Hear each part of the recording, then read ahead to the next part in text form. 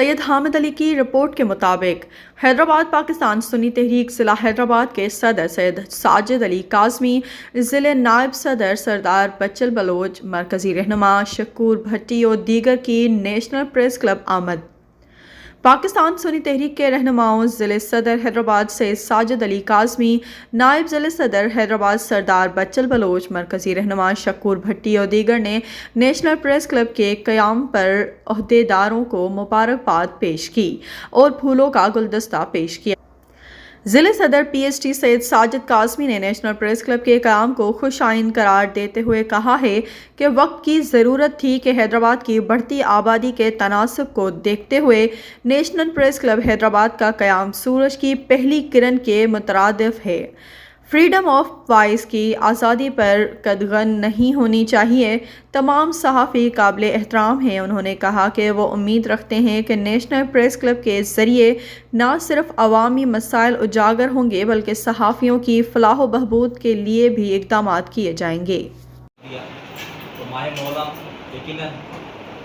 ہمارے لیے عقیدت تو سب آپ تمام صحافی بھائیوں کے سامنے ہے اور یقیناً آپ کا ہمارا چولیدہ حیدرآباد کے عوام کی دل کی آواز، تو آپ نے اس عوام کی آواز کو، درد کو محسوس کرتے ہوئے یہ ایک قدم اٹھایا جو کہ خوش آئند ہے، اور میں یہ سمجھتا ہوں کہ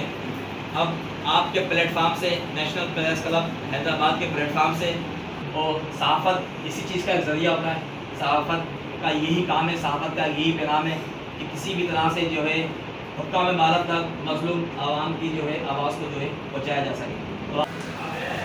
یہ ماہ محرم نے ہمیں دیکھنا نصیب کیا، یہ پاک پروردگار یہ برکت ہے مالک مولا، اس ماہ محرم کے یکم محرم رمضان کو خلیفہ دوم حضرت سیدنا عمر فاروق رضی اللہ عنہ